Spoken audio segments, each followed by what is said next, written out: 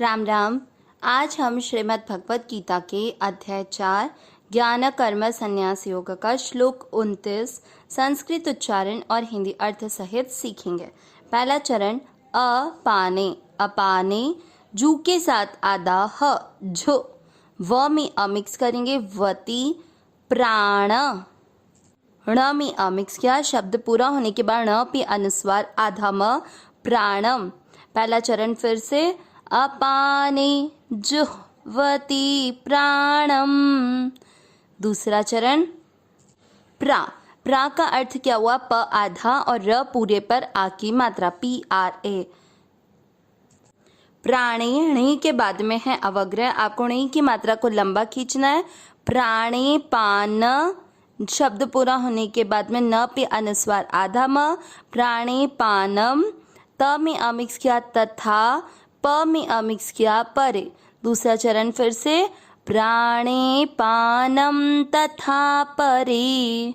पहला और दूसरा चरण साथ में अपाने जुह्वति प्राणम प्राणे पानम तथा परे। दूसरा चरण देखेंगे, दूसरा हो गया। तीसरा चरण देखेंगे प्राणा। बिल्कुल प्रा वही चीज है, प आधा र पूरे पर आ की मात्रा PRA। प्राणा पान न में अमिक्स किया प्राणा पान। ग में अमिक्स किया गति। रू के साथ आधा द रुद्ध और ध आधे के साथ वा रुद्ध्वा। तीसरा चरण फिर से।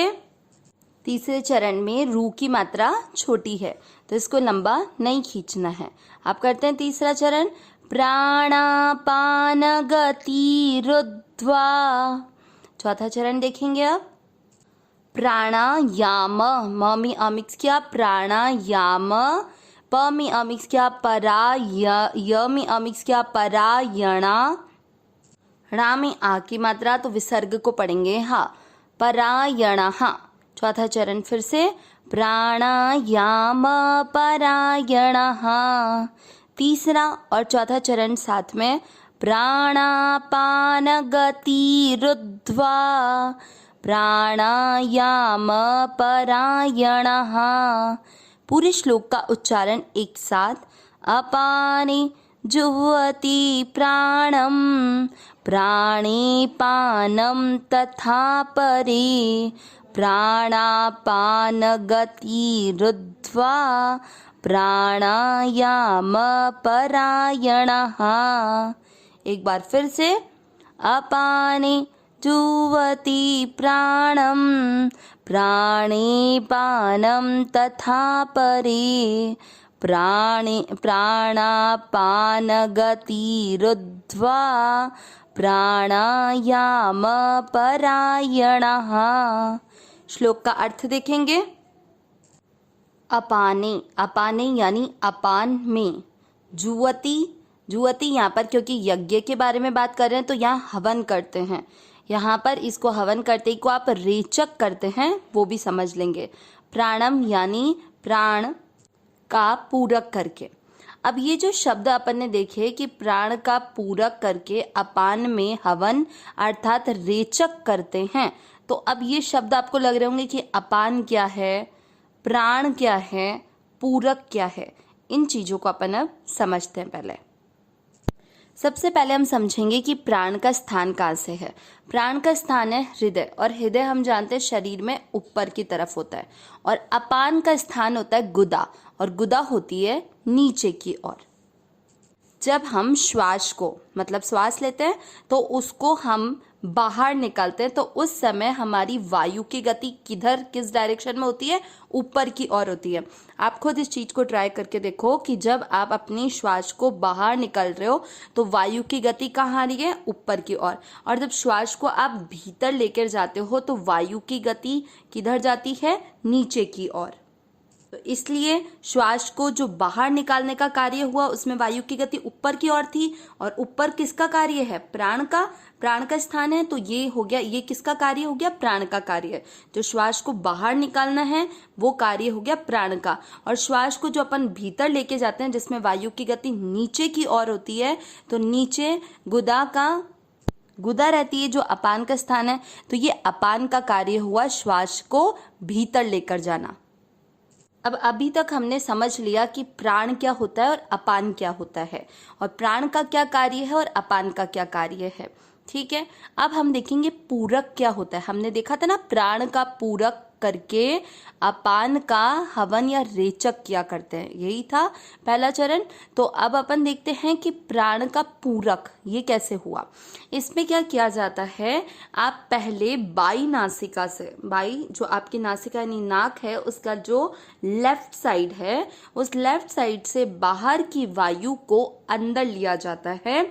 जब आप बाहर की वायु को अंदर लेते हो तो वो वाली वायु अंदर आपके जो प्राण मतलब जो हृदय में वायु है उस वायु के साथ मिलकर नाभि से होती हुई अपान में लीन हो जाती है। अपान क्या है, अपान का स्थान गुदा, तो वहां पर लीन हो जाती है। इसको कहते हैं पूरक। ठीक है, इसके बाद क्या करते हैं पूरक के बाद में कि जो प्राण वायु है और अपान वायु है, मतलब जो अपन श्वास भीतर लेके जाते हैं और बाहर से और भीतर से बाहर निकालते हैं, उन दोनों की गति को रोक दिया जाता है। प्राण वायु को भी, प्राण वायु अपने को पता है कि जब अपन श्वास बाहर निकालते हैं तब वायु की गति ऊपर, तो वो होती है प्राण वायु, और जब श्वास आप भीतर लेते हैं तो उस वायु की गति नीचे की तरफ रहती है, तो वो हो गई अपान वायु। इन दोनों की गति को रोक दिया, न श्वास को बाहर लिया न श्वास को अंदर लिया, तो इसको कह दिया कुंभक, जिसको भी हम इसी श्लोक में देखेंगे। कुंभक, ये दो शब्द हमको समझ में आए, पूरक क्या होता है, कुंभक क्या होता है, प्राणवायु क्या है, अपान वायु क्या है। ठीक है, अब हम देते हैं रेचक क्या होता है। अब कुंभक के बाद में क्या करते हैं कि जो भीतर की वायु है उसको दाई नासिका का भाग यानी राइट हैंड की साइड, जो नासिका का भाग है ना, उस राइट साइड से आप अंदर की वायु को बाहर निकालते हैं। तो अंदर की वायु में पहले प्राण वायु निकल रही है और प्राण वायु के पीछे पीछे अपान वायु आ रही है, तो ये हो गया प्राण का पूरक करके अपान में रेचक या हवन करना।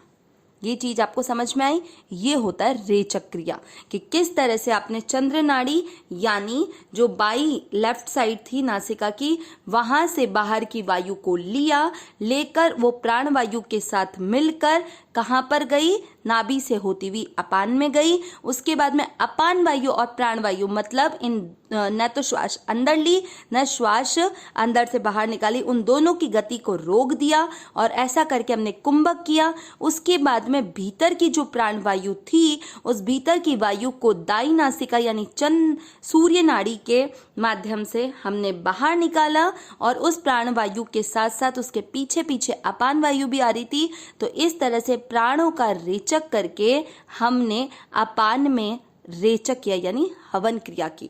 आगे देखते हैं दूसरे चरण में प्राणे पानम, यहाँ पर अवग्रह से अ लेंगे तो प्राण और अपानम यानी प्राणे, तो प्राण में अपानम, अपान का प्राणी पानम तथा परे, तथा परे में दो शब्द है, तथा धन अपरे, अपरे यानी जो दूसरे योगी लोग हैं वो, तथा यानी और, मतलब दूसरे योगी लोग प्राण में अपान का हवन या रेचक किया करते हैं। आगे तीसरा चरण प्राणापान गति रुद्वा, प्राणापान है, दो शब्द हो गए, प्राण धन अपान। ठीक है, अ और ण का अ दोनों मिलकर अ और अ मिलकर आ बन गया, इसलिए प्राणापान बन गया। तो प्राण और धन अपान गति रुद्वा, गति को रोक कर, हमने जो देखा था ना प्राण वायु और अपान की वायु को रोक कर प्राणायाम परायणः, प्राणायाम यानी प्राणायाम के, परायण यानी जो प्राणायाम के परायण लोग हैं, मतलब जो योगी लोग, जो कौन सा यज्ञ कर रहे हैं, ये जो यज्ञ के साधन है ना उनमें जो प्राणायाम के परायण लोग हैं, तो वो योगी लोग किस तरह से करते हैं वो ये चीज पूरी बताई है। पूरा अर्थ अब एक सीक्वेंस से देखते हैं। दूसरे कितने ही प्राणायाम के परायण योगी लोग अपान में प्राण का, अपान में प्राण का मतलब पूरक करके, पूरक हमने देखा ही था, अभी बताया था आपको पूरक क्या होता है, रेचक क्या होता है और कुंभक क्या होता है। तो पूरक करके हो गया मतलब अपान में प्राण का, प्राण और अपान की गति को रोक कर मतलब कुंभक करके, और फिर प्राण में अपान का मतलब जिसे हम कहते हैं हवन और रेचक किया करते हैं। आपको ये तीनों क्रियाएं समझ में आ गई होगी कि पहले पूरक होता है बाहर की वायु को भीतर लेके जाना, वो प्राण वायु के साथ मिलकर अपान में लीन होती है, तो ये हो गया अपान में प्राण का पूरक करके। उसके बाद में न श्वास को भीतर लिया जाता है और न ही बाहर निकाला जाता है, प्राण वायु और अपान वायु दोनों की गति को रोका जाता है, उसे कहते हैं कुंभक करके। और उसके बाद में भीतर की जो वायु है प्राण वायु, उसके जस्ट पीछे पीछे आ रही है अपान वायु, वो अपान वायु प्राण के अंदर लीन हो जाती है, तो ये हो गया प्राण में अपान का हवन करना, जिसे हम कहते हैं रेचक करना। ठीक है, ये 3 क्रियाएं इसमें आपको समझाई गई। अविनाशी सहज सुख राशि, हे नाथ हे मेरे नाथ मैं आपको भूलूं नहीं। नारायण नारायण नारायण नारायण।